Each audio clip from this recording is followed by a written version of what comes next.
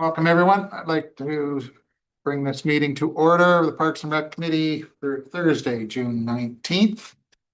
Please note that this meeting is being broadcast and recorded. Recording will be made available on the town's YouTube channel. Ask anyone, make sure your phones are on off or on vibrate, please. Anyone with a pecuniary interest, please declare it at the proper time. Yes, we have no delegations for tonight. We'll move right on to 3.1. I have a motion by Mike Thomas, second by Nettie McEwen, that the Parks and Rec Committee minutes from May 15th, 2025 be adopted by the committee and forwarded to council for approval. Any questions on any area commissions? All in favor? Carried, thank you.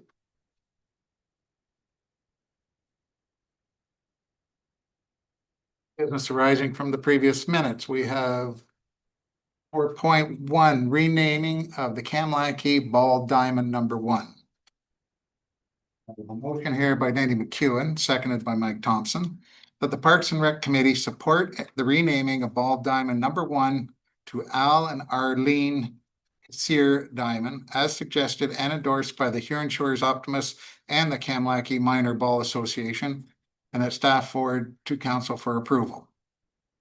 Any questions? You guys want to say anything?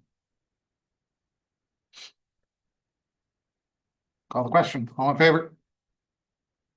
Opposed, carried. Thank you. Easy. Easy. It's better to keep your mouth shut sometimes. Thank you. No problem. That's a good one. Thank you. Well, let's find out about where it goes, though. We don't want any.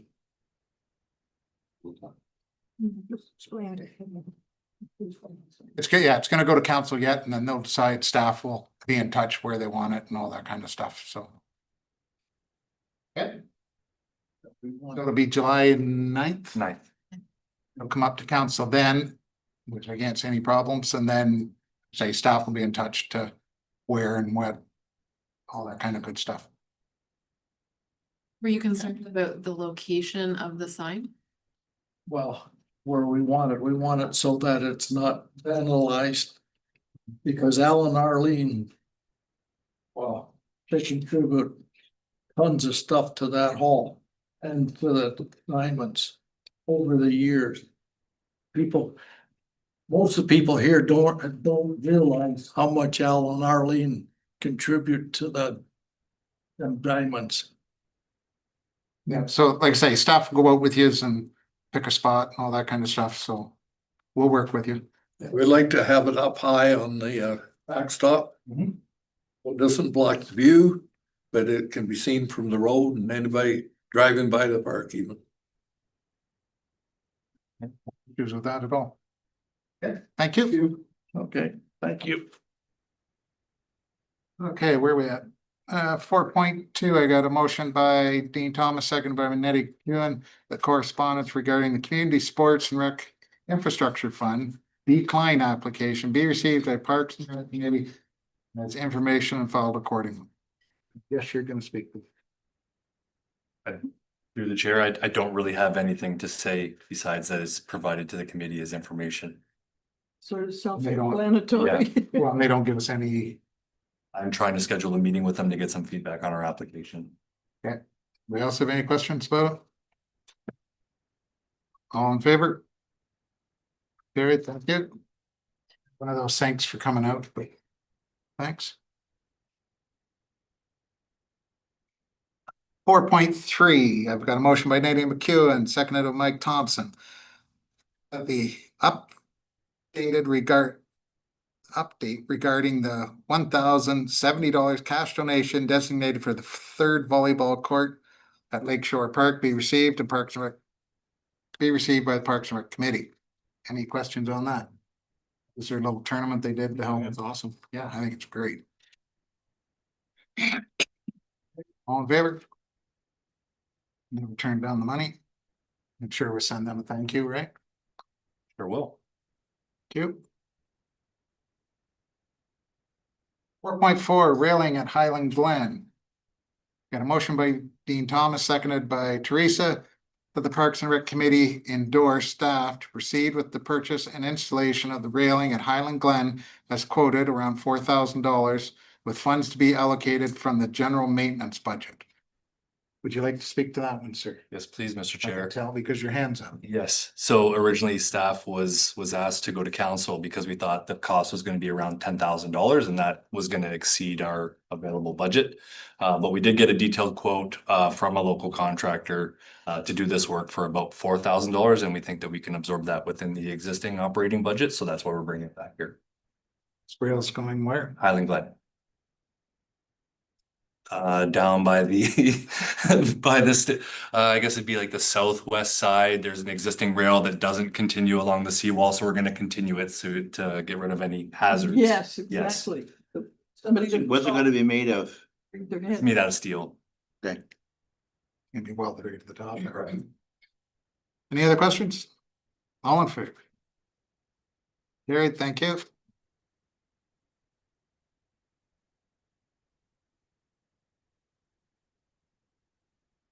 Five point one.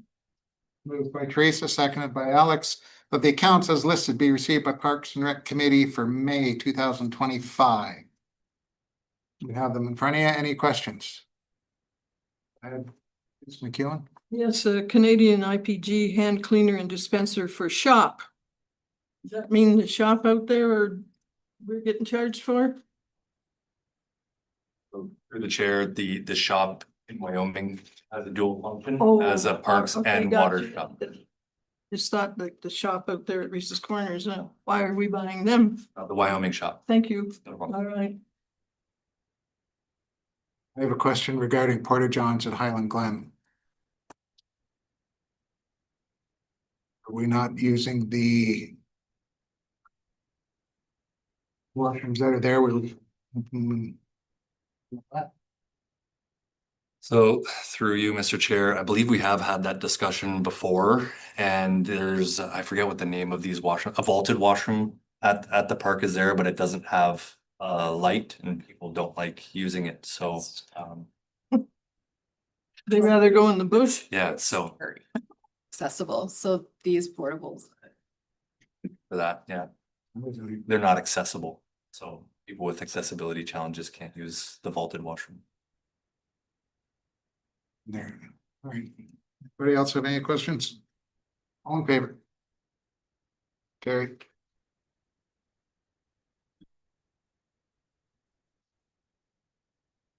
We're up to the easy one.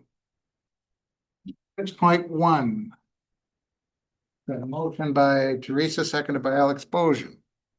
That the report prepared by Paul De Silva, Director of Public Works, dated June 11th, 2025, regarding the Wyoming Pool rehabilitation update be received.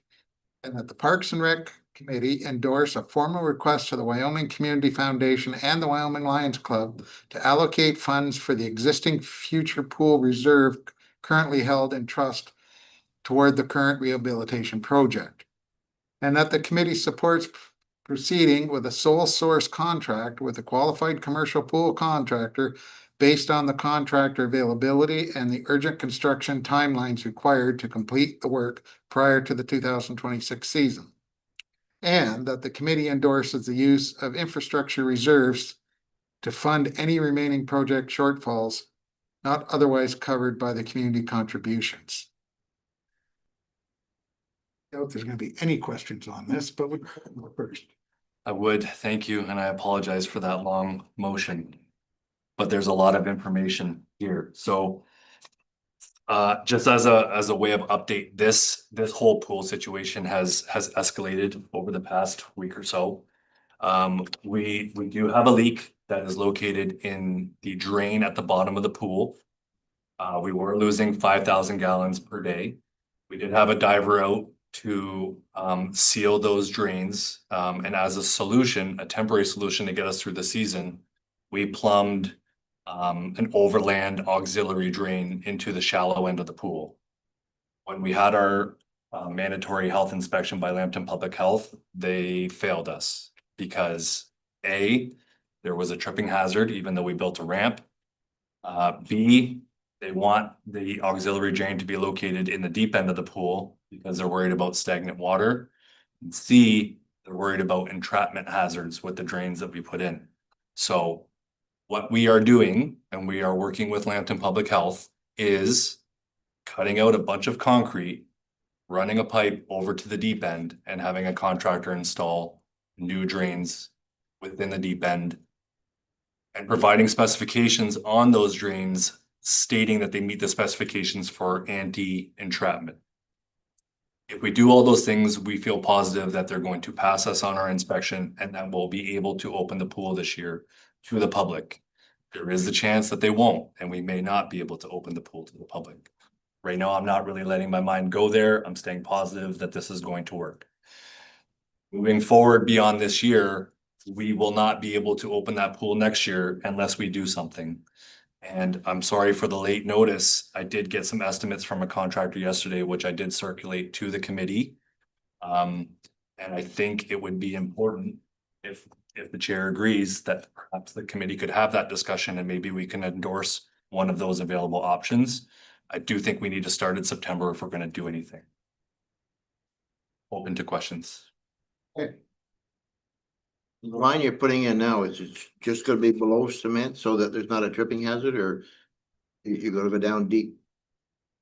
So through the chair, we're going to be installing a line beneath the cement that we've cut out and then patching the cement over top. Exactly. And then, so we're gonna run it out then along the fence and then back over to the deep end. As long as there's not a tripping hazard and it's gonna work, then. It's a pipe just run down the inside of the pool. Yeah.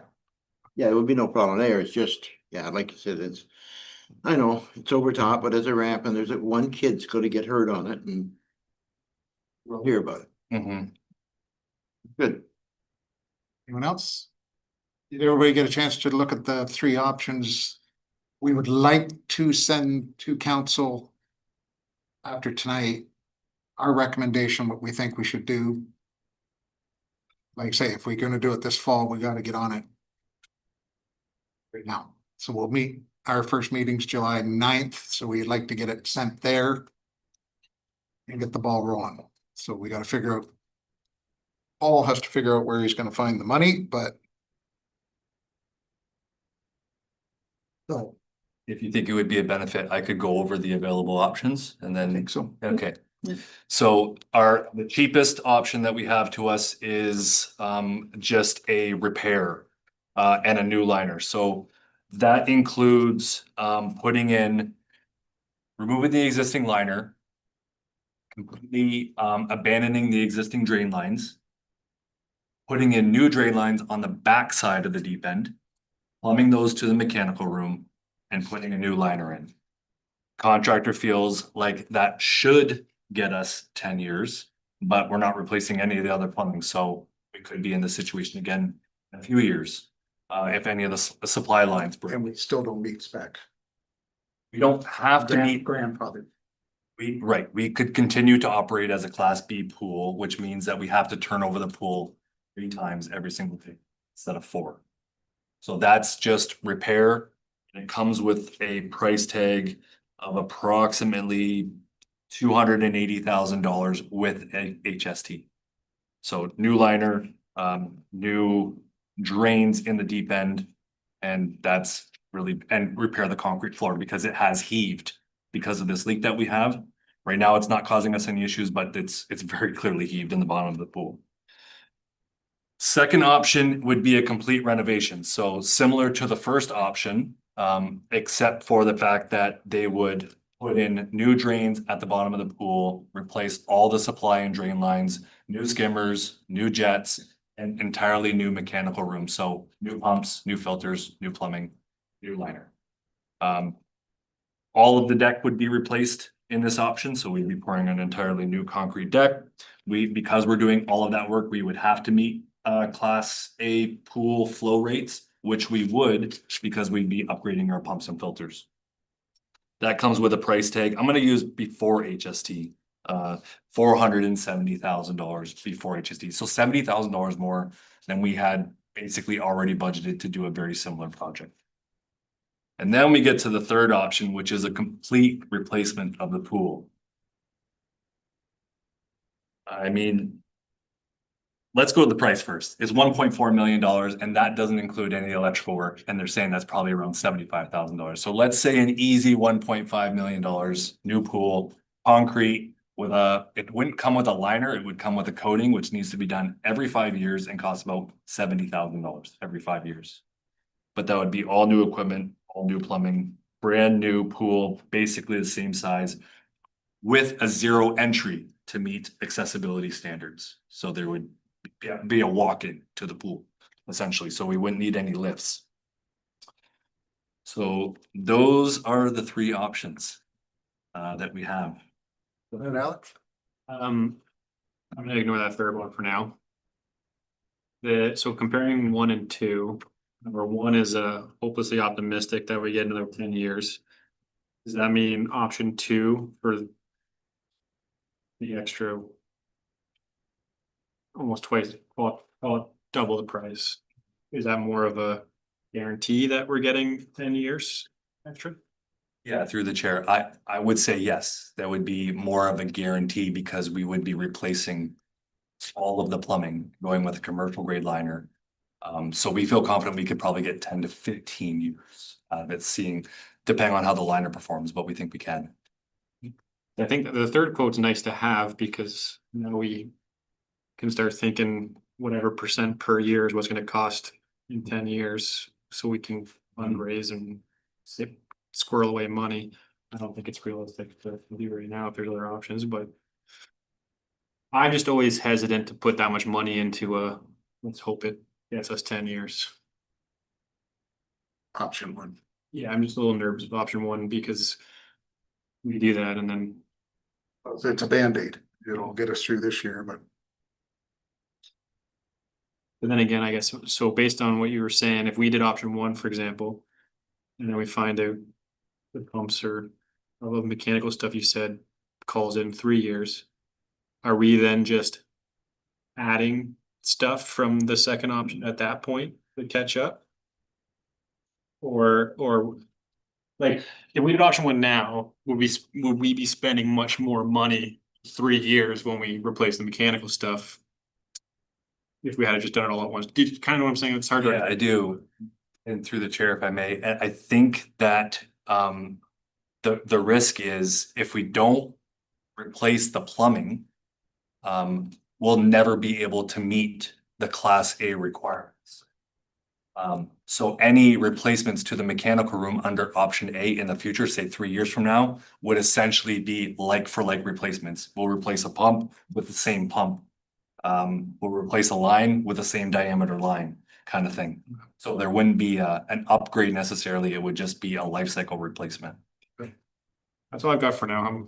I'll listen to the rest. well, and we're gonna get stuck doing option 2 Anyways, down the road sometime anyway, so Yeah. we're gonna spend 300 grand this year. Then we're still stuck with doing B, so yes, go ahead, Teresa. And what's the timeline for getting the work done? If you started in September with option 1, when would it be completed? Or option 2, when would it be completed? Through the chair, good question. With any of the options will be open for next year, so they would start September 1st. Obviously, option 1 is less work, so they can get that done a little bit faster, but even with the replacement, they've assured me that they could get it done before the summer, essentially. I mean, the challenge that I have right now is I haven't tendered this project because I don't have a fully financed project at the moment. We're missing money. We need money. So that's why I haven't tendered it yet. And we've kind of gotten to a point now where because of the issues that we're having, if I try to tender this, it's just going to extend this out even further, and we may not have a pool next year, which is why I'm recommending a sole source option. And why these people? Because they're a reputable commercial pool contractor and they can get it done. So we're just gonna limp through this summer. Yeah, hopefully. Yeah. It's a big hope too. yes, if I get it right, if we fail, we can't open the pool. Right. So if this solution doesn't work, there may not be a pool this summer. And I look at it. If those pipes are failing at 50 years old, every other pipe's the same age. So if one's starting to fail, you know, to Band-Aid it, and then next fall, we find out a couple of the inlet jets are not. We're just throwing money after money, so. I originally personally was looking at option 3, let's do it right, let's be done with it and be done. But Paul and I had to talk, and it kind premature until we do the master plan that we want to double the size of our pool 10 years from now. Or whatever, so it. Replace it and then find out 5 years from now that. Crap, we should have went. The next size up. It's bothering me, so I think I'm pushing. I like option 2. All that, like I said, coming in, I was option 3. Let's just get it done. No more screwing around, find the money somewhere, but. Like I say, I think with the master plan that it could change a whole lot of it, so. Go ahead, Eddie. Well, where are we gonna get the money? I don't know. I'm going to make a recommendation. So just if you like reading through the report right now, if the community foundation and the Lions agree to give us some money that they currently have held in trust, we have about $273,000. We need about $200,000 more. Realistically, the only way we're gonna get that is to ask council to take it from infrastructure reserves. So that would be our recommendation, but of course, that's entirely up to council.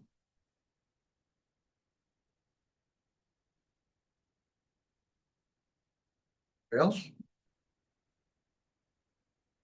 Remember 30 years ago, that pool wasn't a big deal. Well, and since I've been on council, so that's 6 years, we've been talking about. We gotta start doing something with the pool because it's getting old. Well, now it's Yeah, you're right, I guess. 50 years in or something that. But it's one of those while it's working, so we don't worry about it. Can you talk a little bit about how much time and effort it is to keep the pumps running? And what that Yeah. kind of costs us to. No, I mean, through you, it's more of an operational concern with what we have there right now. So we're a municipality with a public works department that runs, that operates a pool, and we staff teenagers to run it. So it takes a lot of effort on our part, especially Al and Jess, like she's getting calls all the time. The pumps aren't working, they're cavitating.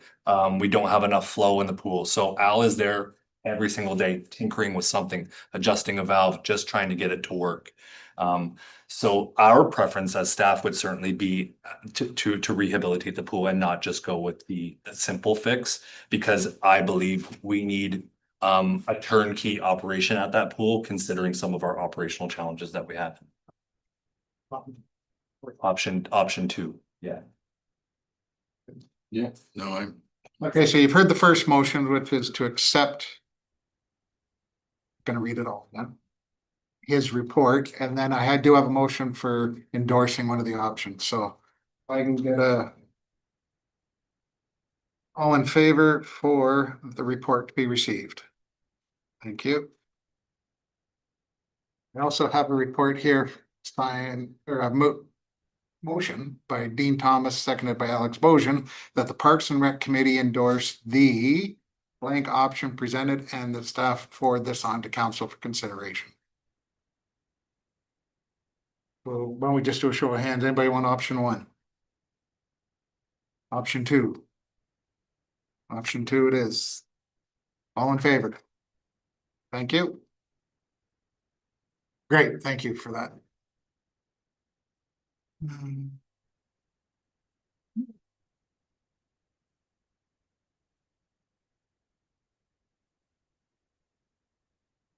Committee reports, 7.1, Blue Point Park. Teresa. Just, I think the usual where signs are being ignored about motorized vehicles and dogs on, leash and whatnot, but other than that, everything seems to be fine. Nettie, Kimaki's great. Milwaukee is great. It's all set for Canada Day celebrations. It's set to go. How about Highland Glen? Highland Glen. I love that pathway down to the beach. Doesn't look great. Gee, that's great. Who was the architect on that? That was Al. Oh, oh, that's great. Better send him a thank you. I think I better recognize him. Yes, okay, good. Wow. Lakeshore right of ways, Alex. No complaints. Lakeshore Lamerton Park, Dean, No complaints. other than the door was kicked in last week. Not the door, but the soap dispenser certainly was. Oh, I thought they kicked the door in. They didn't like the soap. McEwen Park, Dean and Nettie. I haven't been through it. Well, I would, Asked it every day. As your namesake. yeah, yeah, right. Somebody should cut those, trim the trees around the sign. I'm gonna see it. Okay. Okay. And other than that, it looks, I seen that the other day. I was going by with my tractor and I'm looking for it. blasted before. Couldn't see it till bang. Teresa wants to say something. Yeah, go ahead. I was just wondering, I have gone by and the gate's been closed and then other times it's open. Why is it closed during this time of the year? Is that for one reason or another? Yeah, through the chair. You might have went by it when we were doing chainsaw training back there. Okay. So we closed the park just while we were taking down some trees and stuff. Oh, okay. A few more trees coming down too, They already came down. but no more for now? Oh, okay, because there's so many dead ones. McKay Park, Mike. Good. Looks good. Let's see, we have a bus stop there now. I saw that. My wife was talking about. Ask me what we're putting in and. Yeah. See. Where the rural bus will stop. Mhm. Wyoming Ball, I've heard nothing. Wyoming Trail, Mike, Looks good. and Donut, the parks. Never seen no problems yet. Everything looks fine. Perfect. No vandalism or nothing. I do have a request. In the fall, once we're done. Summer, if Al could pick up all the. Garbage cans along the trail. For the Lions, we'll take and. Sandblast them and paint them. Okay, that's a good, Drop them off somewhere. yeah, okay, good suggestion. Take them right out of there for the winter. I believe they remain, but the other ones in town here could probably use a We'll little do work. them all then. Do them all? Yeah. Okay. And then I did get a request again about the lights at. A park. Putting them on a timer. That they stay on till 11 o'clock at night or something, and no one's ever using it.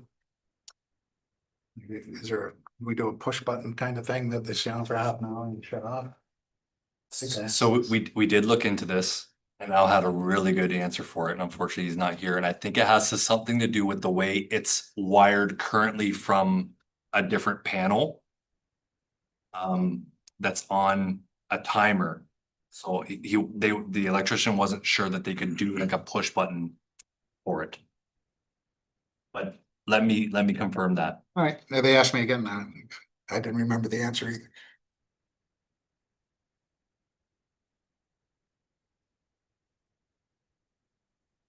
Okay, moving on, 8.1. I have a motion from Alex, seconded by Teresa, that the correspondence from the pool manager registration registration report 2025 be received by Parks and Rec Committee as information and filed accordingly. Anybody get a chance to look at that?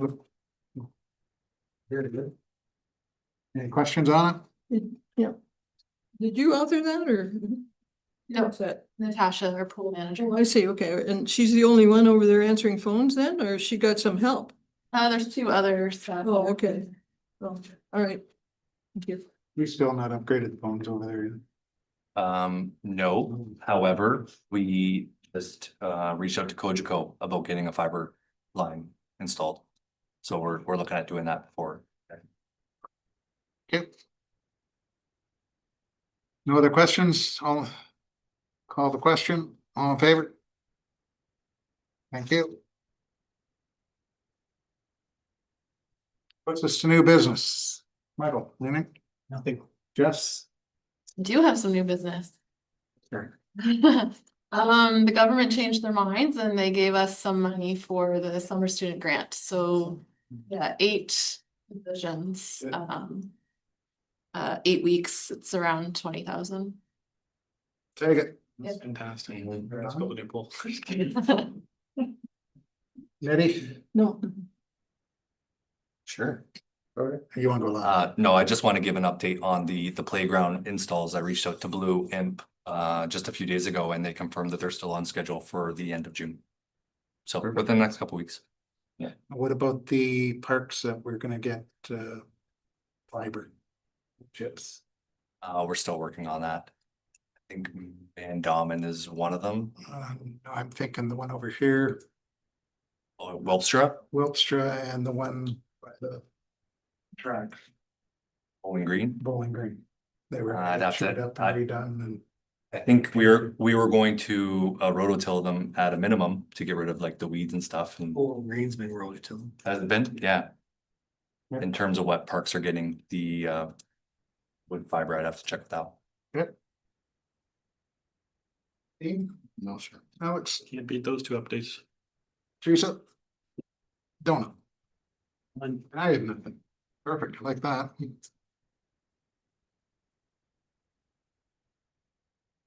We're going right into the master plan. Yeah. Okay. So 10.1, we have Plympton-Wyoming Master Plan Committee presentation. After how many years of talking about this, we're finally getting something done. Go ahead, sir, you have the floor. You.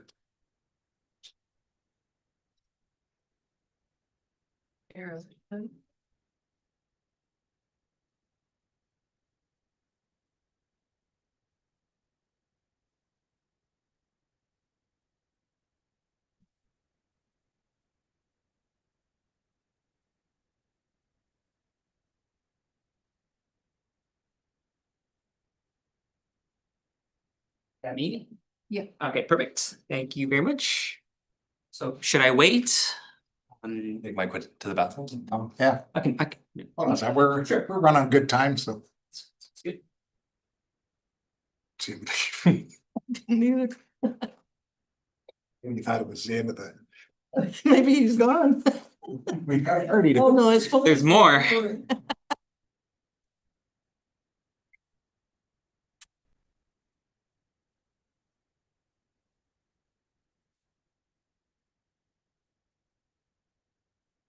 Hey, now you have the floor. Thank you very much. Thank you, Chair, and good evening, everyone. My name is Dennis Kwan. I'm with Monteith Brown Planning Consultants.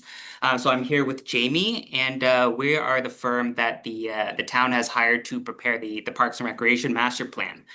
So we're just getting going on the project, so we don't have any recommendations to present yet, but we're here really to introduce ourselves to the committee, to let you know that the master plan is underway, and then we also have some discussion questions, hoping to get some input from the committee for us to consider as we move forward through the planning process. So in terms of the agenda for today, we'll provide a quick overview of our firm, and then we'll talk about what a master plan is, and more specifically, the Parks and Recreation Master Plan for the town. We'll talk about the key building blocks that go into the master plan, as well as we have some upcoming community engagement tactics that we'll talk about, and then we'll get into the discussion portion with the committee.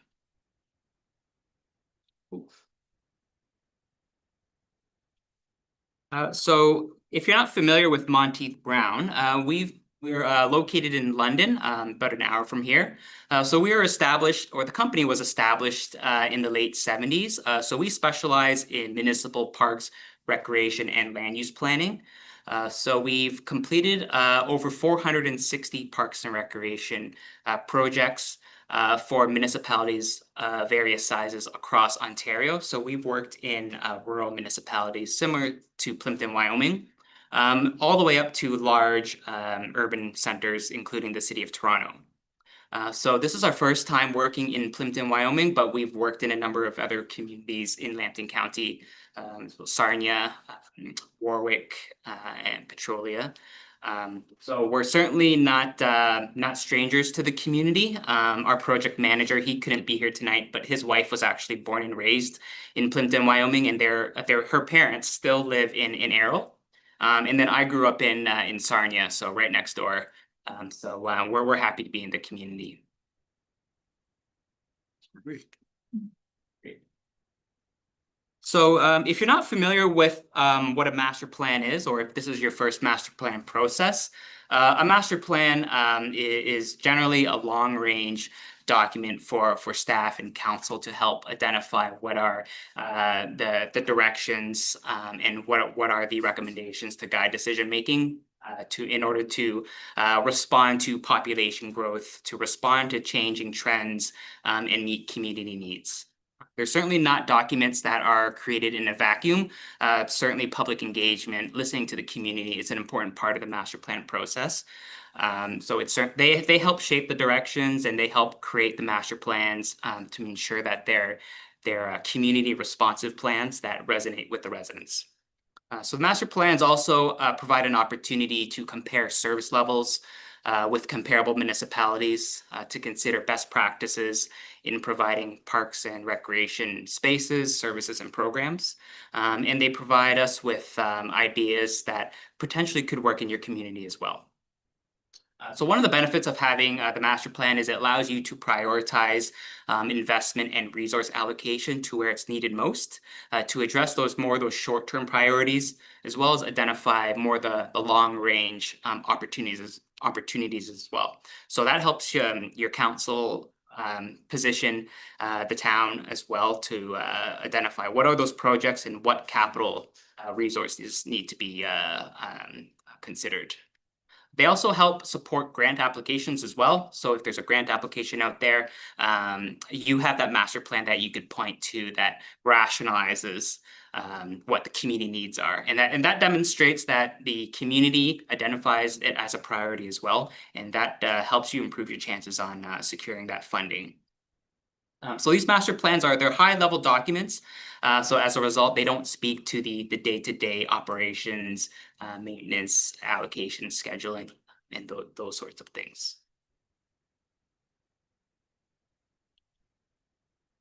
So in terms of the Plympton-Wyoming's Parks and Recreation Master Plan, it's going to guide strategic decision-making over the next 10 years. So we'll be looking at a number of areas, indoor and outdoor recreation facilities. We'll be looking at parks, open spaces and trails, as well as service delivery, such as programs and policies. So we just started the process in May. So again, we don't have any recommendations to present yet, but we're doing our background research. We're looking at demographics, we're looking at trends, we're looking at inventory usage, and we're just getting ready to kick off our community engagement. So I'll speak to that in the next few slides. But once our community engagement process has wrapped up, we'll take everything that we've learned from the community, everything that we've heard, and then we'll undertake our needs analysis. So that's where we take everything that we've heard and learned through phase 1 and 2, and then we look at the so what of everything. So we understand we determine what does that mean for the community, and what does that mean over the next 10 years. So we take all that, we put it into a draft master plan, and once we have that prepared, we'll go back out into the public in phase 4 to test those recommendations with the public. So that gives us an opportunity to let the public know what our findings were, what the recommendations were, and that will still be in draft, but we'll take any feedback that we hear from the community. We'll revise and finalize that document, and then we'll bring it back to council for a finalization towards the end of this year. So in terms of the key building blocks, we've been looking at community demographics. So in terms of population, the town's population currently is about 8,800 residents. And over the next 10 years, you're expected to add about 900 to 1,000 additional residents. So in terms of age structure, about half of your population are older adults and seniors. But we can expect over the next 10 years that that all age cohorts will be growing. So what we can expect is that there will be continued pressure for different types of parks and recreation opportunities for all ages and all interests. That will be an important consideration through the master plan, is making sure that there is balance and that there's opportunities for everyone. We'll also be looking at other demographic factors, income, cultural diversity, education levels, and other factors that influence the provision of parks and recreation opportunities.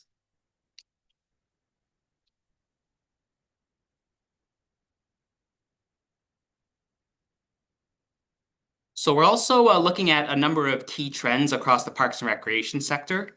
So we'll be keeping these in mind as we go through the master plan process. So we know that there's a growing emphasis on active living, health, and well-being. Particularly during the COVID pandemic, there was a greater interest in personal health and well-being. And a lot of communities saw a growth in park facilities and just the importance of parks and recreation in general. A lot more people were viewing it as positive and kind of making their lives better. But we also recognize that people are leading busier lifestyles. So we're finding that people are less likely to participate in more of the structured activities. We're seeing a lot of people are still partaking in those registered type programs, but we're also seeing a big demand in the unstructured and the casual type activities. So instead of registering for those 8-week programs where they don't know what they're going to be doing in the next 8 weeks, they just want to come in. We're seeing a greater demand for people coming in and they want to drop in and do their swim, their public swim, their lane swim, or they want to play ball hockey or tennis more spontaneously. So we're seeing a lot of that in a lot of communities. We're also seeing a demand for more parks and recreation opportunities. Part of that's driven by new residents moving in from other communities. They're bringing those expectations. We're also seeing more requests for different types of parks and recreation activities. Pickleball is a good example. 10 years ago, we were seeing that was just starting to get a lot of interest in pickleball, and now it's definitely here. But we're also seeing a lot of other recreation activities, cricket, for example, in a lot of communities that we're hearing that. Access and inclusion, that's a big theme that we're seeing in a lot of communities with the growing desire and expectation that there are parks and recreation opportunities available for everyone, regardless of their background or their ability. Aging infrastructure, that's a key concern that a lot of communities are dealing with, as we were listening earlier. A lot of community facilities were constructed between the 60s and 80s, and now we're just getting to a point where they're really coming to the end of their life cycle. So a lot of big decisions need to be made on whether or not investment in renewal needs to be made and what strategy needs to be considered. Or are there opportunities to repurpose aging infrastructure to address new needs? So that's always a consideration through these processes. Parks and recreation spaces also play a role in climate change mitigation, as well as being more sustainable to the environment. So we know at your last committee meeting, I believe it was the Girl Guides, were here looking for pollinator gardens. And so that's a great local example of the town supporting those ways to be more mindful of the environment and supporting local native species. Just last week, we had the pleasure of meeting with Paul and Al and Jessica to tour the town's facilities and parks. So the town certainly provides a lot of great assets. Your community center, you have a number of ball diamonds, you have the outdoor pool, which is a great asset for the community, as well as you have a number of various other park amenities that I don't have listed here. You have your beaches, your waterfront, your boat launch and trails. Those are all great assets. So what we'll be doing through this master plan process is taking a look at your existing assets to understand, is this supply sufficient to meet community needs over the next 10 years?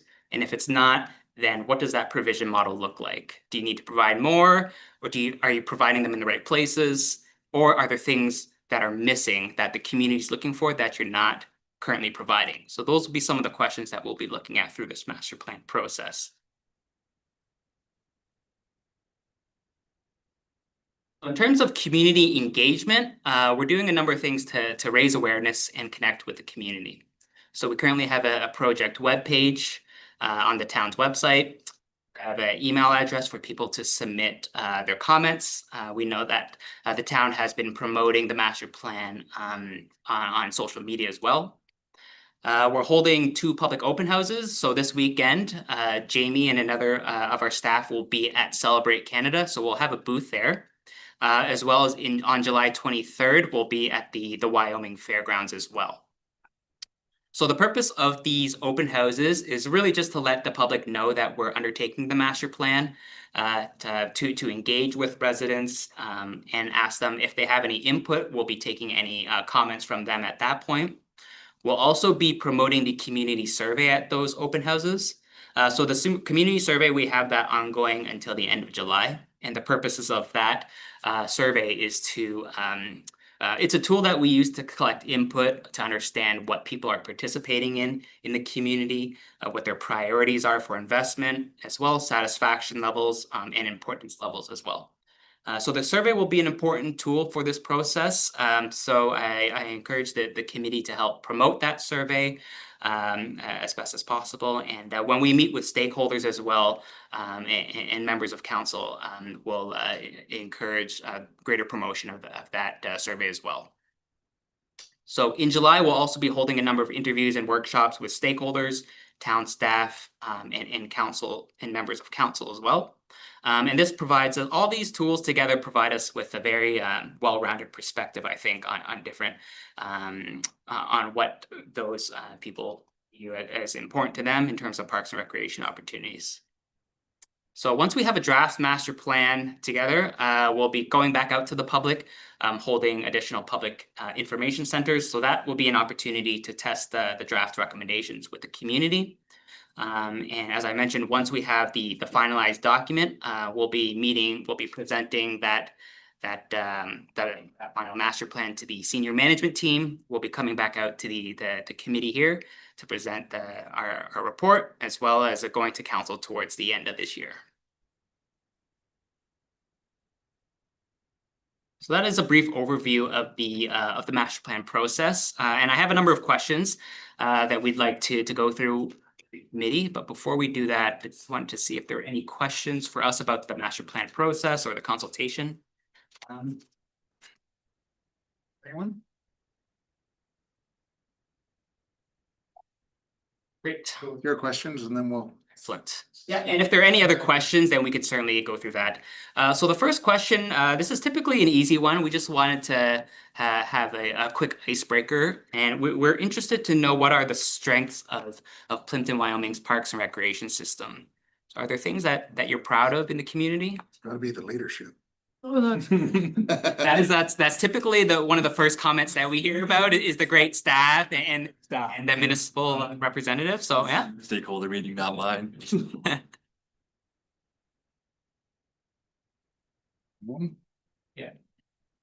Well, I think we've got a terrific amount of ballparks, although we can still use another one in Wyoming. And a lot of tot parks that I think are well used. And we've got a lot of accesses and right of ways to the lake. And there should be somewhere. We're gonna get these same questions when you interview council in that, because I'm not gonna give you all my answers then.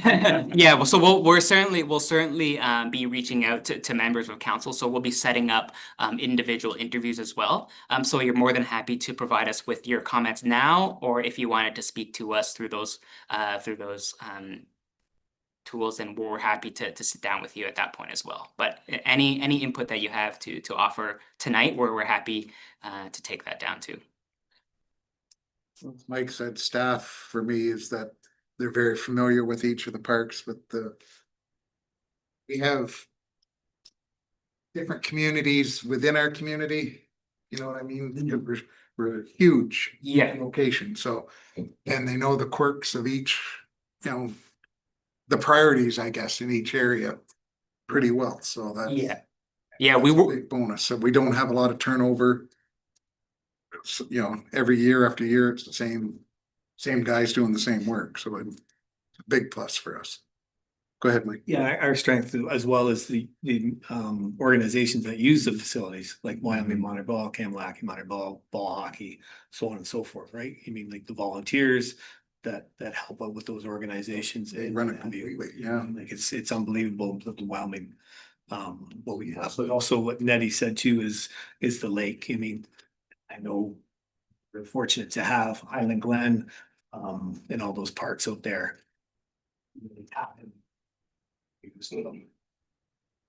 Other communities would kill to have the Oh. beaches we have, so. Waterfront, yeah.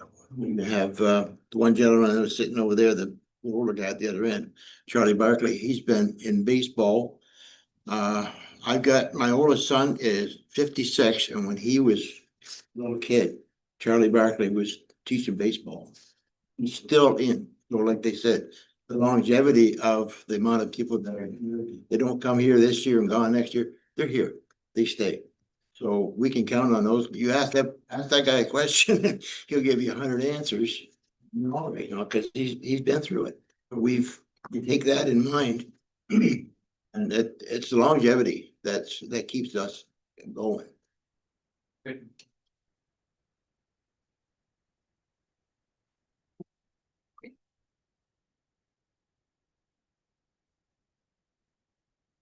what about, so we spoke about strengths, so now we're interested to hear about opportunities. So are there areas that can be enhanced or where are you seeing challenges in the Parks and Recreation system? So we have 3 specific areas that we'd like to speak to: indoor recreation and community facilities. Also on the outdoor side of things, if there are challenges with outdoor recreation spaces, as well as the parks, open spaces, waterfronts, and the trails themselves. So things you may want to think about is the distribution of these amenities and assets. Are they in the right locations, or are there gaps? Facility age or conditions? Are you experiencing challenges with anything in particular? And user and spectator experience. In our experience, we're seeing user and spectator experiences are changing. They're becoming more sophisticated. So if that's something that you're experiencing in the community, that would be great to get an understanding of.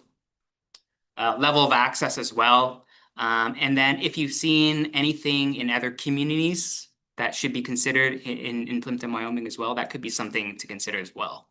So I can open that up to the group if there's anyone who wants to speak to any of these 3 points. Yeah, I'll just speak to kind of all 3, and you kind of already. Sure, yeah. And I'm sure every rural municipalities that's growing is facing it, is like you said. We have a good list of existing assets that has served the community well for a long time.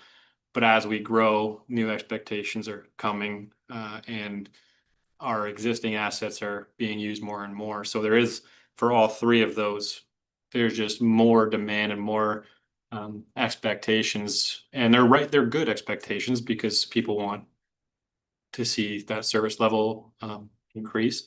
So it's just a challenge for all 3 of those items, is keeping up with those demands and expectations as a municipality that's rural in nature, and we're just trying to catch up and maintain our assets and improve it so that we're providing what's expected from us, from our residents. Are you in terms of those 3 areas, are there things you're hearing specifically from residents that they're looking for more of X or improvements to Y? I would say A and B primarily. I think obviously we have some parks that are in need of replacement for sure. But in terms of indoor recreation, I mean, we don't really have any. Community facilities, we have the community center that thankfully the Optimists help run that for things like events and stuff, but so we don't really offer much in terms of indoor rec and outdoor rec facilities. I think our population has just grown in so many different areas that we might be well served in one spot, and perhaps communities in other areas feel that they don't have as much assets. So I think it's just trying to keep up with where those houses are being built and where those people are going. for those two specifically. And then parks is more so keeping up with what we had because the parks are still in good spots. It's just the equipment's aging. Right. And are there specific locations that you have in mind? And I know you mentioned about park replacement or park renewal, or were there specific parks that you feel need some attention? I think we've got lots that we need attention because our committee is always looking at it, and I think we're doing a good job at keeping up with it as best as we can without having massive tax increases. Right. So I would say that staff keep a good list of and a good long-term forecast of how to keep up with it. Yeah. But it's gonna be an ongoing thing and it's just gonna keep getting harder and harder because we're adding more things, but yeah, I would say it's pretty much everywhere in the municipality, our parks are aging now. Thanks. Our biggest asset is the lake. The parks we have on the lake now, which we didn't have 8 years ago, I would say, are also our most expensive because of erosion and seawalls and everything. Like everything we do is hugely expensive. So yes, we have a boat ramp, but it's expensive to maintain. As it is. So I find our biggest thing is we're spread out all over the place.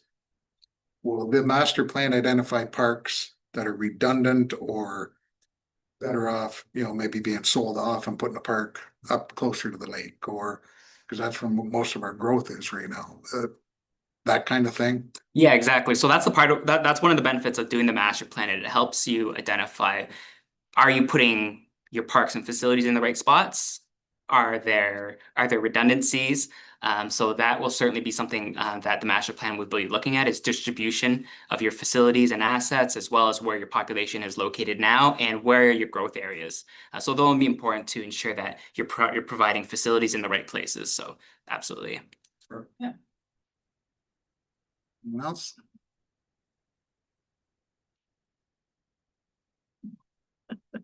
No, I was just thinking that, with our indoor recreation, I'm just gonna throw this out there, right?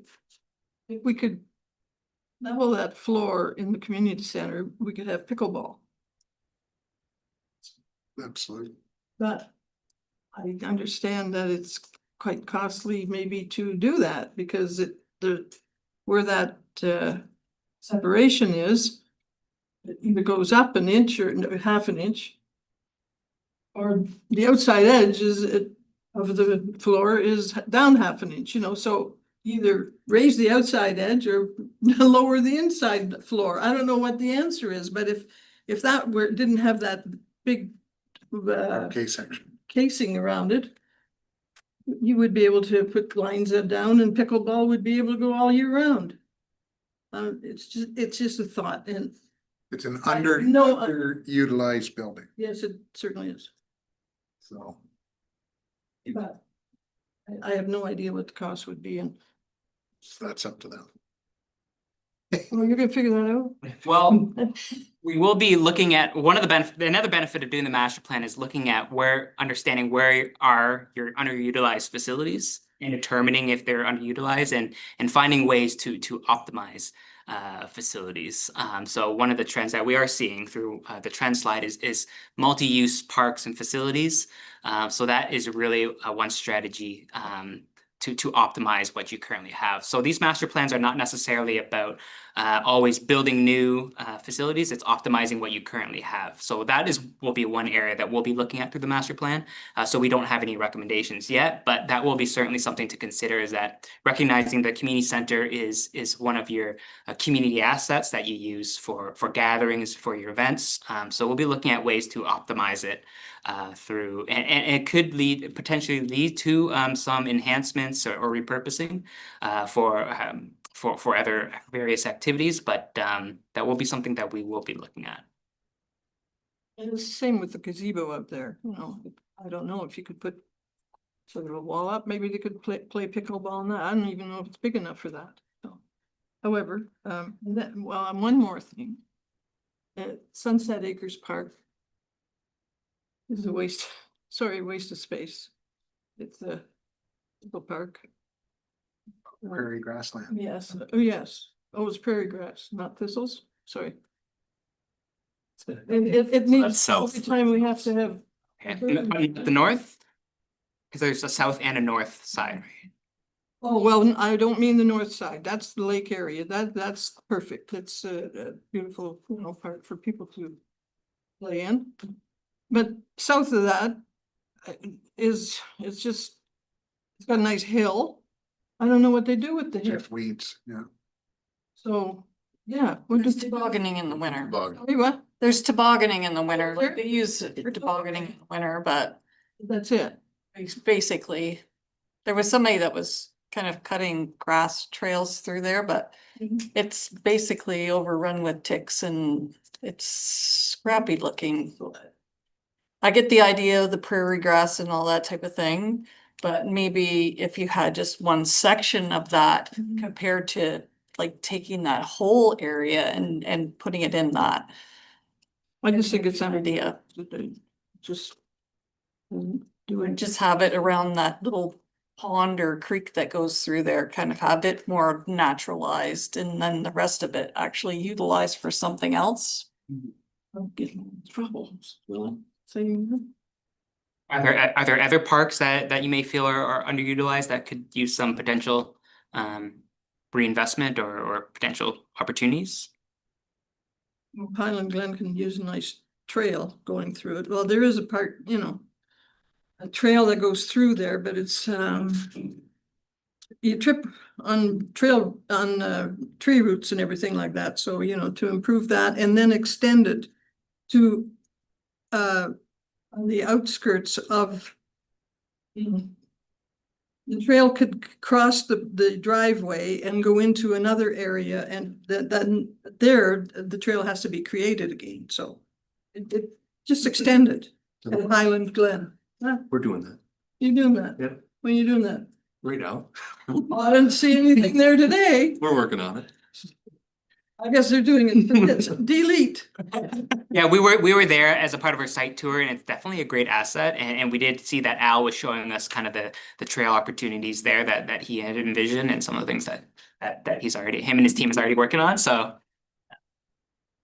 But that really demonstrates how the town is being proactive and they're actively reinvesting in trail infrastructure. So trail infrastructure is commonly one of the things that we hear a lot through these processes is what people are looking for.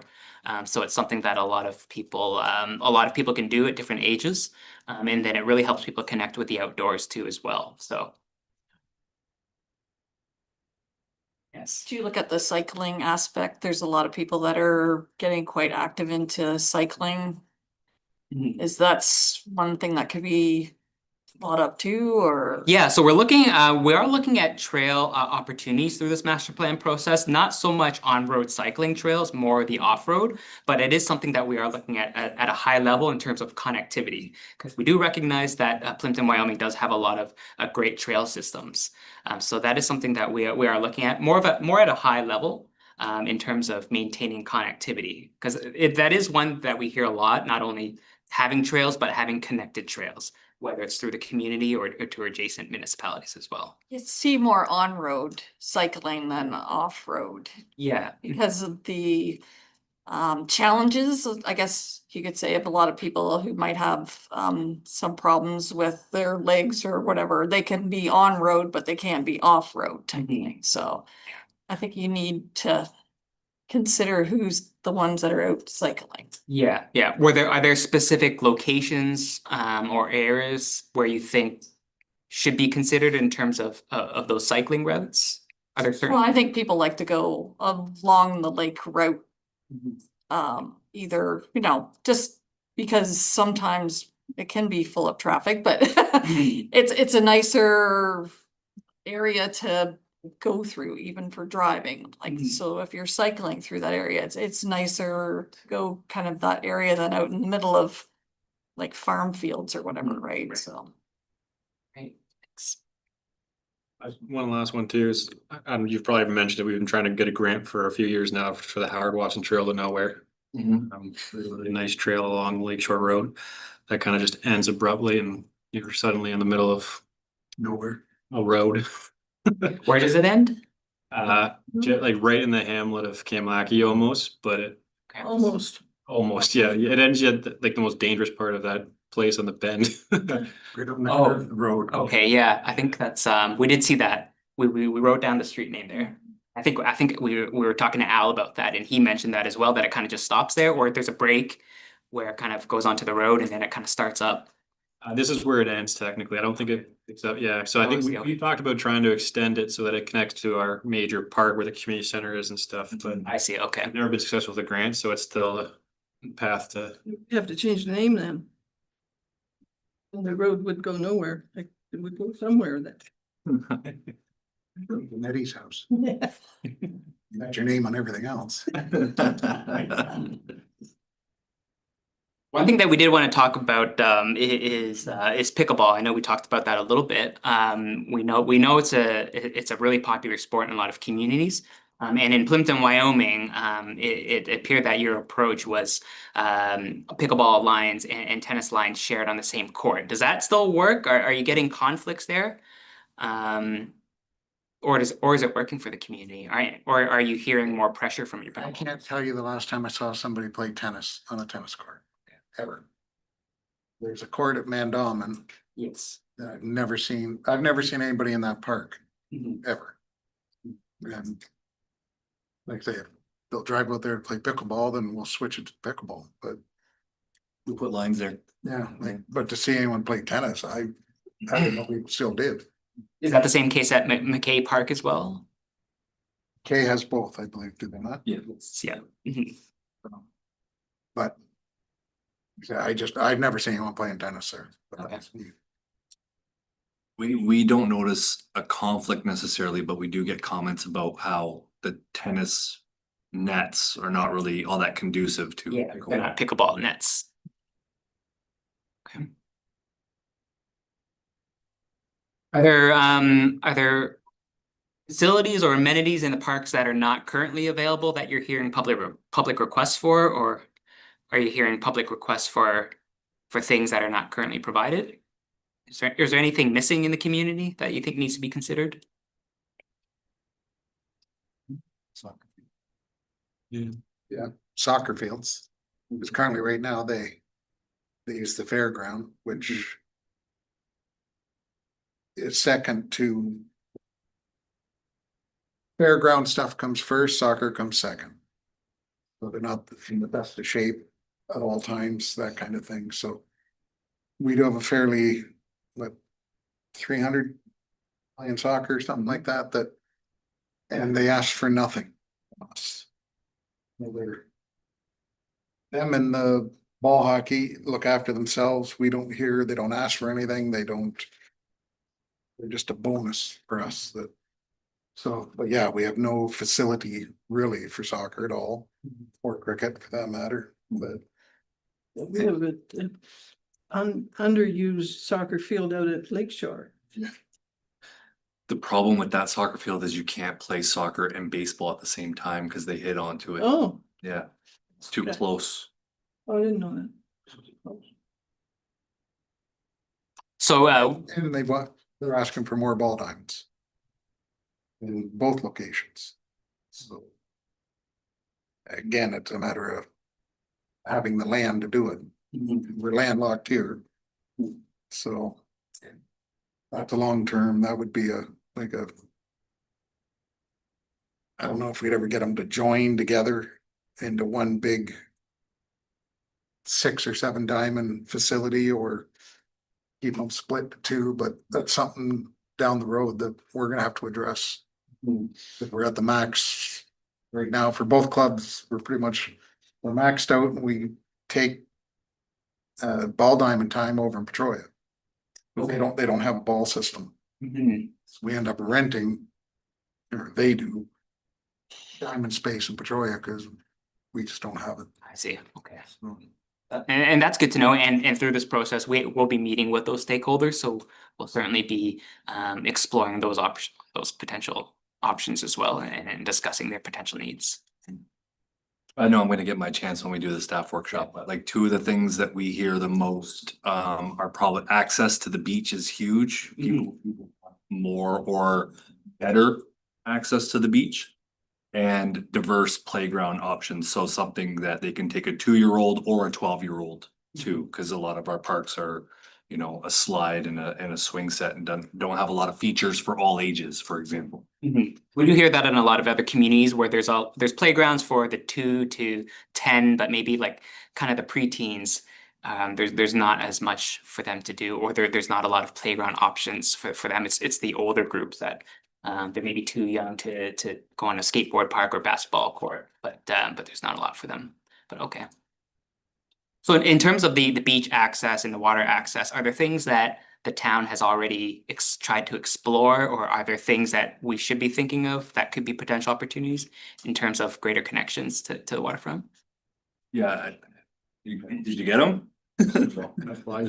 So, yeah.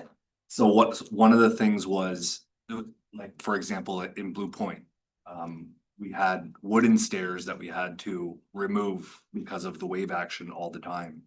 And we would tend to do that, say, in September, but if we get a really nice summer and extended fall, people still want to spend some time on those beaches and just walk their dogs or whatever. So we put in a steel set of stairs that's anchored to the seawall, so the waves aren't going to affect it. So that was one of the ways we did a public consultation and we improved access there. So they're kind of maybe more 3-season access to beaches would be a better answer. And I think we've also focused heavily on like the main larger beach access points we've been investing in. So Highland Glen, McEwen, and Lamrecton. Those are the larger ones as well. Those are the ones we want folks to use if they're coming from Wyoming or. That's where you're trying to direct. Because the other ones are just so narrow. So I think we've done a good job at least trying to enhance and focus on those bigger ones. Especially Lamrecton, that's a beautiful spot now. I think that's something that we have to focus on rather than trying to, like, we need to maintain those access points for those communities, but who are coming, we need to make sure it's big enough so they're not going into where they are supposed to go. So I think that's something we've done a good job at so far. Okay, great. Are there any park design suggestions, any ideas on how to improve parks from a design perspective? Any thoughts there? It could be, are there accessibility issues? Are there design considerations that we should be taking into consideration? We did, I don't know what it's called, but the dry pond, Oh, Errol Woods. Yeah. Arrow Woods. It's a dry pond, walkway around it and a parquet, I guess they called it. To me, that utilizes that property, enhanced everything, because it's better than a wet pond that's full of weeds and everything else. But to me, I like that feature a lot. We were looking at that subdivision, that it's a big open space. You can do pretty much anything you want with it. You get a huge rain, it's out of service for 2 days and then off you go again. So Is that new one? Yeah. Okay, so it's right in the middle of the new section. yeah, we were just there just before we came here, that we stopped by there. Is there anything that's going to be going in there, like playground, or is it just open? It's going in this year. Okay, I see. The next couple of weeks. I see. Okay, that's good to know. Yeah, that was going to be a So, question. yeah, on the one corner, it's gonna. Okay, great. We were at the green space is nice because those older kids can throw footballs, throw baseballs, kick a soccer ball around. It's nice to have. So that actually brings me back to a question that I had about the soccer. So in terms of the group in terms of what they're looking for, were they looking for additional soccer fields, or were they hoping to move from the fairgrounds to hopefully a new site? We haven't engaged them yet, but it just and we'll explore that with the group, but just in terms of this group. I think just the condition of the fields would be, if they were sole soccer fields. They say, there's not tractors driving on them in September. And a tractor pull going on, like they get chewed up pretty good in the fall. And then they have to put up with it spring and summer, that it's. Having done it at another town, it's very frustrating that you put all your time and effort into a soccer field. And then there's demolition derby on it in the fall. Start all over again the next spring, so it's. And it's really a safety issue as well. Absolutely. In terms of the surface quality. Okay. Does the town have surplus space that could potentially, okay, so it would need to be something that would have to be required. Yes, that's our biggest problem is. Man. And so that is that is something that a lot of other communities are exploring in terms of centralizing their sports fields at a complex. That is something that a lot of municipalities are doing as well, or something that they're exploring to consolidate all their sports fields, and that helps open up other parkland for other amenities, whether it's more of the casual green spaces or other opportunities as well. So, okay. The only real open space is that Sunset Park that I can think of that's not doing nothing. And it's, like I say, all the way up on the lake, so. Yeah, if you come up with 50 acres and very cheaply, that'd be great. Great in town. Yeah, you're in the middle. Go ahead, Teresa. Is the land at Reese's Corners, is that all allocated for something in behind the plaza or? Yes and no. It's still up in the air. Works is looking at moving there, maybe. Tenant, maybe, like it's all. We couldn't do anything until we own the property. And then what best can we do with the 18 acres that's there? You know, we need a new works department. We use the land there, then we're gonna have to go buy more land somewhere else, so that until we own the property, like you can't even discuss with anybody about, hey, you know, Home Depot would look nice right on this corner. Well, we don't own the corner, you know, that kind of thing. So that's where we're at. You're stuck in the works, but it's in the works. It's still, like I say, dependent. It could, someone suggested the dog park out in that open space, but again, it's all up in the air, so Are you hearing requests for dog park? we have. Outside my house, but we have. Yeah, we noticed that the town doesn't have a dog park yet, but during our park tours, we saw that people were using their parks as dog parks. Exactly, and that, especially on the ball diamonds, that's like, obviously, Has that been a concern for the ball diamond users? it's. Just the little packages that are not. Yeah. Okay. Right.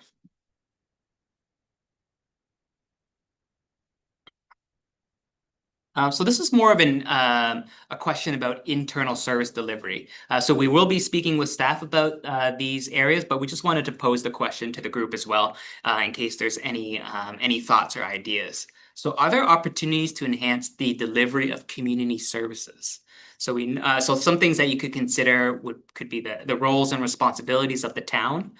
We know that the town is primarily a provider of space. So if you think that the town should continue on this path, or do you think they should be offering more programming? We're happy to take that information, take that input. We know that partnerships and volunteers are particularly important in communities such as Plympton-Wyoming. Are there policies that should be in place to help ensure transparency and consistency in delivering services? And if the town should be delivering programs, are there potential program areas that should be considered? As well as our parks and recreation opportunities in Plympton-Wyoming, are they accessible and inclusive of residents? And with the seasonal residents in Plympton-Wyoming, is there an opportunity for the town to provide parks and recreation for them? So those are some of the things that we will be exploring through the master plan process. And if you have any thoughts on how we can enhance how the town provides community services, we're happy to take any input that you may have. We are getting to the size that I can see us splitting the parks away from the works, because it's just. Eventually, there's gonna have to be somebody in charge of that. Be 5 years down the road or what, but we're getting big enough that. You can't handle everything, right? Like. I could see that happening. Right now, we don't have the Parks and Rec. Say it's the whole bundle of them, so that's, I can see that coming down the road. Okay. Partnerships with our volunteers, I think we have a good relationship with them all, that Okay. Yeah, and we'll be meeting with them, so. make it a point that they come quarterly to us. Okay. Like at the beginning of the season, mid-season, end of season, to just give us an update, because if we don't have a kid in ball, then I don't know anything about ball, right? So it's, that seems to have worked, and it also helps to have both here. As the rumor starts that Kamlaki got this, well, why didn't Wyoming get this? And they're both, well, we didn't get it because we didn't want it. We wanted this instead, you know, like it. So it seems to have worked out pretty good. Is volunteerism an issue in the community? In terms of groups being able to retain and keep volunteers, is that an issue in Plympton-Wyoming? Luckily, in the like the top tier, we've been very lucky that Mhm. groups, how that filters down for them. You know, how hard it is for them to get coaches and that kind of thing. I couldn't answer that, but I Yeah. know the core at both ball clubs has been pretty steady over the last 10 years anyway, that like we don't have we never have an issue with them. We don't have to worry about any of it because they look after it all. So it's,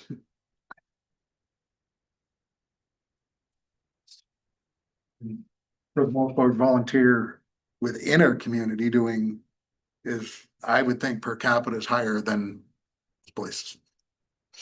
Our service clubs and our Legion and everybody, like, everybody seems to prosper when it comes to that. The Optimists, out in Kamlaki, like yeah, we could always use more volunteers coming in, but we're very healthy compared to, I'm on the Lions Club here. We have 2 clubs in town, close to 70 members. Sarnia probably has 10. Like it's that way, it's very helpful and are very willing to help.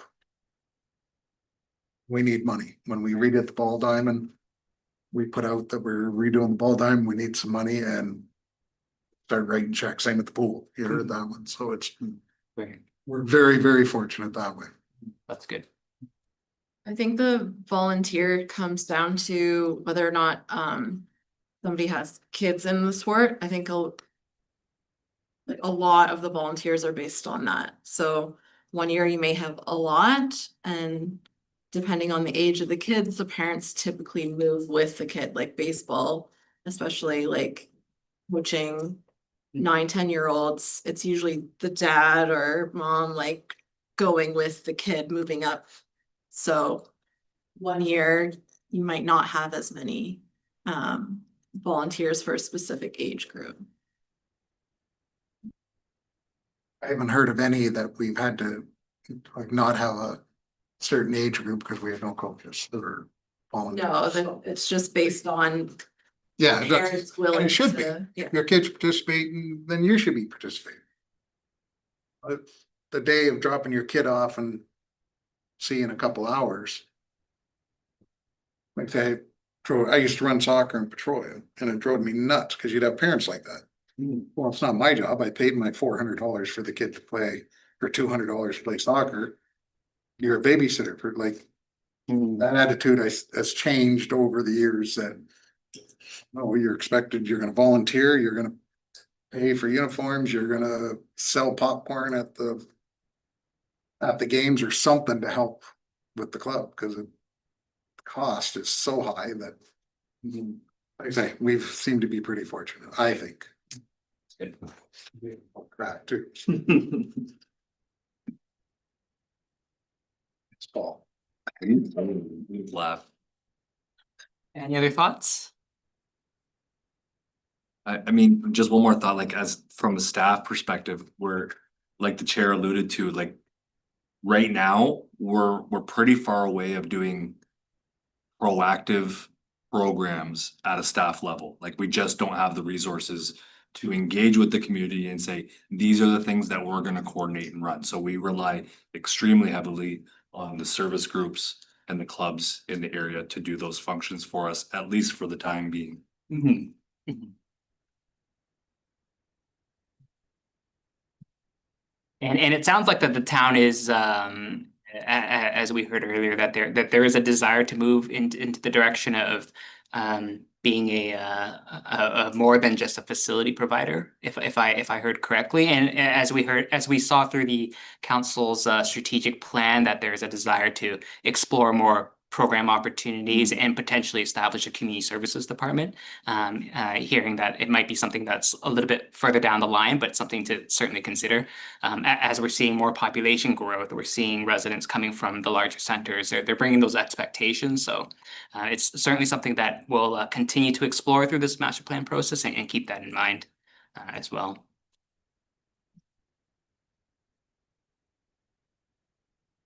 So the master plan is looking at community needs over the next 10 years. So 10 years is far out. So we like to think also think about the short-term needs and priorities as well. So over the next 2 to 3 years, are there any of the main priorities that you feel should be addressed or explored through the master plan process? Well, you heard tonight, the pool is a major one. It'd be nice if we could push the pool off 5 years and have done this. Right, that put us in a better position to make decisions today, which now we're gonna push off for 15 years, we hope. Yeah, the pool's major, ballpark. Lights are a major issue for us right now, so that's, In terms of like ball diamond lighting? yes, Okay. so that's about 300 grand. Just in terms of the cost or? Cost of the replacing lights and posts, and our budget has not increased with the population. That's one thing we have to address for us at budget time, that we're getting all this done, but we don't have a lot of money in the bank for emergencies like the pool. Our reserves are gone. We've used them because we just have. So it's something council needs to address, that yes, it's nice to do a master plan. It's nice to have all these priorities. But all these priorities cost money. And you have to start. Like I say, if we're gonna replace the pool in 15 years, you're backwards. 10 million divided by 15, Exactly. if you're not putting it in the budget, it ain't gonna be there at the other end. Yeah. And that's just one out of, how many parks did we say we had? 17 parks and all that, so it just keeps expanding on us. And we did up our budget last year by 20% or something, The year before, yeah. and that was the biggest jump we've done since I've been around. And we need twice that. Keep up and to get ahead, so we can address these emergencies, we can be more proactive and put some money away that we could buy property, like it's. Right now, we just ain't got it. We work on a shoestring. Luckily, we get things done. We're better than most, but not as good as we could be, I guess. And public say that. They all want all this, but then where's the money coming from? I pay my taxes, I should get, whatever. To take it there, we take it away from somewhere else. And so it all comes down to money. Basically, give us the money, we can do whatever we want. So, those are the only two priorities I can think of. I think the one priority which is being discussed is in Kamlaki, the need for something. Yep. Whatever that may end up being, it's being discussed. Sorry, in terms of Recreation, like outdoor. outdoor recreation? Yeah, Yeah, like a splash pad. Oh, I see. Okay. Mhm. that's in the works. Just starting. Think of anything? Pretty much all we need. enhance, like Nettie was saying before, like trails within parks would be nice, like in Highland Glen. So enhancing future parks that we have, and making them, you know, a go-to destination for people. Soccer is really growing. I just happen to have two granddaughters in it. One's playing tonight, but I was there the other night and there were 7. There was soccer pitches, like. There was a lot of kids, like, you had to watch where you park. It's maximized out. And if the town is growing, which it is, what's it gonna be for kids that age 10 years from now? We're gonna be buying that whole field next door. Probably the price will go up faster than we can save the money for it. Exactly. But that's the only option, is to start pushing out, put a road through there so they can buy the property. But yeah, like how many millions of dollars you gonna spend just for property? Now you gotta build on it, which is double that. It's 10 years from now, it'd be a big change.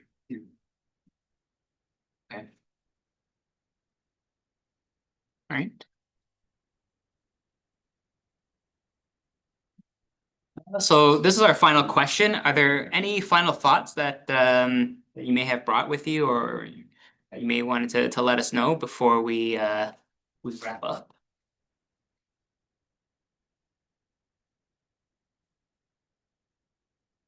The, that's right.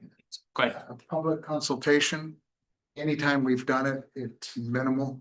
The response we get back like 2%, 5% at the most. That'll be, I see your biggest challenge is, because they'll all have something to say about after it. But getting them there to, like say, to do the surveys, to do the, have their say and say it, then come to us a year later and bitch and complain that we did something stupid. Oh, this is what the paper. Exactly. Yeah. So that. A couple of 3 times, even, well, the master plan we did that, and turnout is dismal. Yeah. So And I that. look at it that's our job, I think. But No, but I think it's good that they're going out there on Saturday, you know, with their, there'll be a slew of people out there and there. You'll probably have more, more people come up and give their opinion there than just on that community survey online. So that is a challenge that we always face in a lot of communities, is getting the community come out and to provide input. So we try to get around that by raising awareness as much as we can, getting others to help promote the survey through whether it's town staff, the committee, members of council, and reaching out to the stakeholder groups as well. When we meet with them, we'll hopefully encourage them to spread the word with their members as well, and just really raise awareness about the ways to provide input, and then get out there at the community events, and provide different ways for them to provide input. So it's not just a community survey. We're speaking with them, we're meeting with stakeholder groups, or we will meet with stakeholder groups, and they represent their organizations as well. So just providing as many opportunities to meet with them. And then once we have the draft master plan, we'll be out in the public again, and providing the draft for them to review, and hopefully we hear some positive feedback for that as well. So, and once the master plan is completed, it's certainly not the end of the conversation as well. As you bring those recommendations forward, there will continue to be opportunities for conversations there as well, before you really make any final decisions in terms of putting in new facilities or enhancing facilities. There's certainly going to be continued consultation point as well. Is the survey on Facebook, correct? Or is it on just a website? I did it It's too. on both. On both, have we, maybe you have thought of this, but have we asked the Lions, the Legion, the Optimists, the Wyoming Minor Ball, all those to share that or somehow push that out? Because you're not suggesting, oh, you have, okay. Alright, yeah, Sent an email out to everyone. okay, good. Cause I'm not suggesting. No, yeah. People are probably on Facebook page, but there's more people on the Wyoming Minor Ball Facebook page, so they've shared it all, yeah. Yeah, the survey is available online, but we do have hard copies as well. We'll bring those out to the to the PICs, the open houses, and if the town has hard copies available too. We tend not to get a lot of hard copy submissions. We find that a lot more people provide their comments through the survey online, but in communities where there are a higher number of older adults and seniors, we may see some more submissions through there as well. Yeah, well, thank you. Thank you to the committee and the chair for your time tonight. It's certainly been really helpful to engage the committee. But if you go away tonight and you have additional comments that you think of that you would like to submit, please feel free to send me an email, or you can send your comments in through Paul, and he'll send those over to us. Perfect, thank you. Great, thank you very much, everyone. Everybody's good? Thanks again, Dennis. Thank you.